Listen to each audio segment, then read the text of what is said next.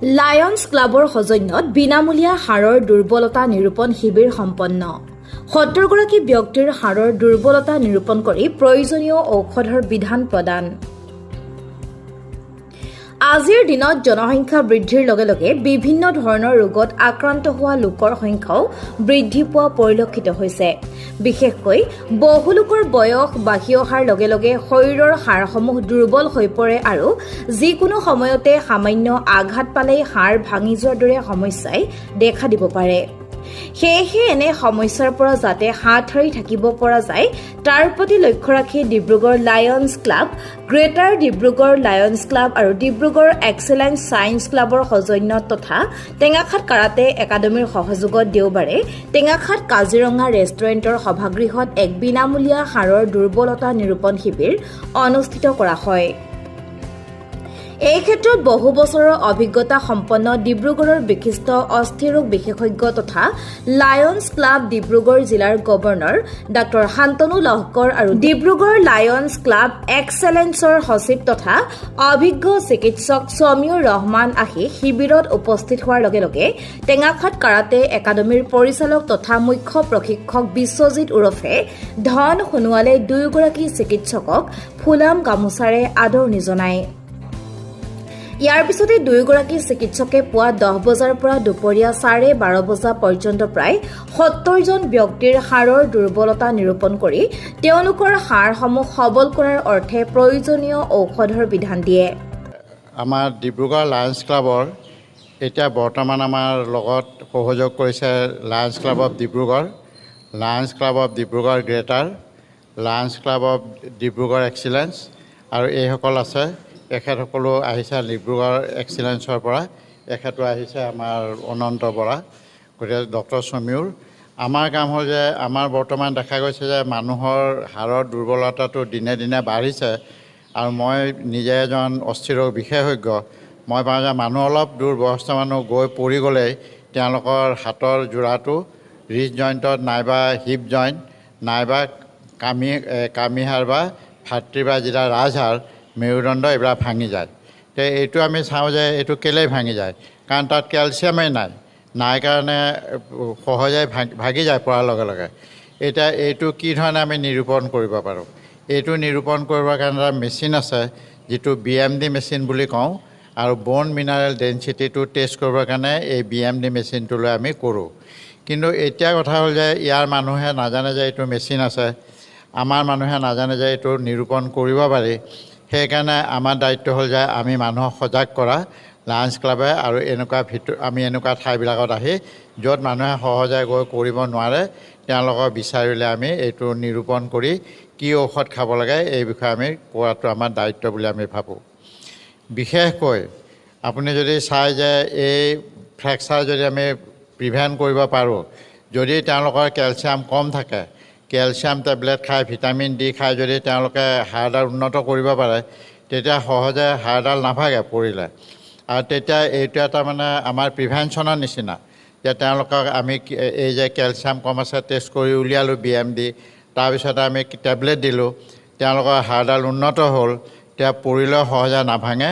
এইটো আমাৰ কাৰণে অতি দৰকাৰী কথা, কাৰণ দেখা গৈছে যে এই টেষ্টটো কৰোঁতে 1300 টকা মিনিমাম পৰে বা বেছিয়ে পৰে। আমি যদি ইয়াত আহি তেওঁলোকক এইটো ফ্ৰী কৰিব পাৰোঁ, আমি নিজেই খুব ভাল পাওঁ যে এইটো তেওঁলোকৰ কাৰণে ফ্ৰী হ'ল।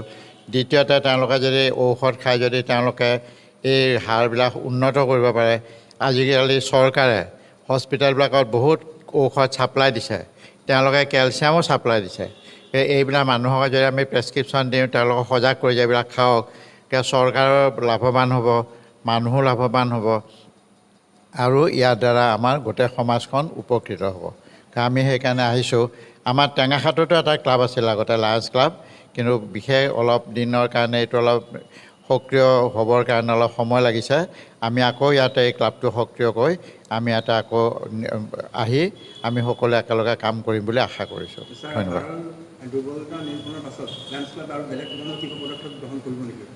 ইয়াতে আমি পদক্ষেপ কৰিম যে মানুহক কি কৰিলে ভাল হ'ব, তেওঁলোকে যে একচুৱেলি কেলছিয়াম টেবলেটটোৱে মেইন কথা নহয়। আমি সৰু ল'ৰা ছোৱালীক সৰুৰ পৰা যদি গাখীৰ খুৱাওঁ, যিটো আজিকালি ল'ৰা ছোৱালীয়ে খাব এৰাৰ নিচিনাই হৈছে তেওঁলোকে, সেউজীয়া শাক পাচলি খোৱাত জোৰ দিওঁ, সজাগ কৰোঁ, তেতিয়াহ'লে এই সজাগতাটোহে বেছি দৰকাৰ হৈছে। ইয়াতে ঔষধটো বেছি দৰকাৰ নহয়, যে গাখীৰ সকলোৱে যে খুৱাই ল'ৰা ছোৱালীক, শাক পাচলি খুৱাই, আৰু যাতে মেনিয়ৰ দিয়া শাক পাচলি নবনায়, খেতি পথাৰতে মেনিয়ৰ নিদিয়ে, ভাল শাক পাচলি কৰে, এইটোৰ ওপৰত আমি সজাগ কৰাটোৱে দৰকাৰী কথা। সেইটোৱে মই ভাবোঁ। আমি আজি এই শিবিৰত প্ৰায় 70জন হ'ব আমি চালোঁ। তাৰ ভিতৰত নৰ্মেল প্ৰায় 15জনমান আছে, তেওঁলোকৰ কেলছিয়ামৰ আৱশ্যক নাই, আৰু বাকীখিনি আপোনাৰ কেলছিয়াম দৰকাৰ হৈছে তেওঁলোকক। গতিকে আমি তেওঁলোকক গাখীৰৰ বস্তু আৰু দৈ, পনীৰ এনেকুৱা বস্তু আৰু কেলছিয়াম টেবলেট লিখি দিছোঁ আমি। এই দুয়োগৰাকী চিকিৎসকৰ লগত বিশেষভাৱে ডিব্ৰুগড় লায়ন্স ক্লাবৰ সদস্য অনন্ত কুমাৰ বৰা উপস্থিত থাকি সকলো প্ৰকাৰৰ সহযোগিতা আগবঢ়ায়। এই ক্ষেত্ৰত টেঙাখাটত এনে এটা শিবিৰ অনুষ্ঠিত কৰি জনসাধাৰণক উপকৃত কৰাৰ বাবে টেঙাখাট কাৰাটে একাডেমীৰ তৰফৰ পৰা চিকিৎসক দুগৰাকীক ধন্যবাদ জ্ঞাপন কৰি সভাপতি মৃদুল বনিয়াই এনেদৰে কয়। আজি আমাৰ টেঙাখাটৰ কাৰণে এটা সুখবৰ যে বিশিষ্ট শল্য চিকিৎসক ডক্টৰ শান্তনুল হকৰ ছাৰ আহিলে। তেখেতৰ অন্য এটা দায়িত্বটো আছে, তেওঁ লায়ন্স ক্লাব অফ ডিব্ৰুগড়ৰ গভৰ্ণৰ দায়িত্বত আছে। গতিকে আমি টেঙাখাট কাৰাটে এছ'চিয়েশ্যনৰ একাডেমীৰ হৈ তেওঁলোকক আমন্ত্ৰণ জনাইছিলোঁ, আৰু তেওঁলোকৰ আমাৰ আমন্ত্ৰণ ৰক্ষা কৰি আমাৰ আজি ইয়াত আহি তেওঁলোকে আমাৰ টেঙাখাটৰ যিসকল লোক তেওঁলোকক স্বাস্থ্য পৰীক্ষা কৰিলে। এটা উন্নত আধুনিক যন্ত্ৰ পাতিৰ সহায়েৰে তেওঁলোকে হাড়ৰ সবলীকৰণ আমি কেনেকৈ কৰিব পাৰোঁ তাৰ ওপৰত তেওঁলোকে যথেষ্টখিনি দিহা পৰামৰ্শ আগবঢ়ালে। আৰু ছাৰৰ আমি এই শিবিৰটোত এটা আমাৰ মনত থকা এটা ভুল ধাৰণা আমি আজি আঁতৰাব পাৰিছোঁ যে কেৱল আমি মেডিচিনৰ জৰিয়তে আমাৰ এটা সুস্বাস্থ্য আমি পাব নোৱাৰোঁ। গতিকে এটা সুস্বাস্থ্য পাবলৈ হ'লে আমাৰ যে আমি এই যিখিনি আমাৰ বৰ্তমানৰ যিখিনি যেনেকৈ মেনিয়ৰ দিয়া শাক পাচলি, কীটনাশক দ্ৰব্যৰ ব্যৱহাৰ, এইখিনিৰ পৰা পৰি আমি থলুৱাভাৱে নিৰ্মিত যিখিনি খাদ্য তাৰ জৰিয়তে আমি এটা যাতে সুস্বাস্থ্য পাম, সেই সম্পৰ্কে আমাৰ জনসাধাৰণক এটা সচেতনতা জাগ্ৰত কৰিলে। ইয়াৰ উপৰি এটা খুব ভাল পদক্ষেপ তেওঁলোকে কৈছিলে যে আমাৰ টেঙাখাটত অলৰেডি এটা লায়ন্স ক্লাবৰ আছিলেই, কিন্তু বিভিন্ন কাৰণত তেওঁলোক অলপ ইনএক্টিভ হৈ আছিলে। গতিকে ছাৰৰ নেতৃত্বতে পুনৰ এইটো সবলীকৰণ হ'ব বুলি আমি আশা কৰিছোঁ, আৰু অদূৰ ভৱিষ্যতে আমি লায়ন্স ক্লাবৰ জৰিয়তে টেঙাখাটৰ ৰাইজক সেৱা কৰিবলৈ সক্ষম হ'ম বুলি আশা কৰিছোঁ। ধন্যবাদ। ইয়াৰ পিছতে ৰাইজৰ উপকাৰত অহাকৈ এনে এটা প্ৰয়োজনীয় শিবিৰ অনুষ্ঠিত কৰাৰ বাবে সন্তোষ প্ৰকাশ কৰি নিশা বহুপৰ পৰ্যন্ত খোলা ৰখা টেঙাখাট মেডিকজ ফাৰ্মাচীৰ তৰফৰ পৰা চিকিৎসক দুগৰাকীক ফুলাম গামোচাৰে অভিনন্দন জনোৱা হয়। নৱকুমাৰ গগৈ আৰু ৰূপম গগৈ ৰিপৰ্ট, টেঙাখাট লাইভ।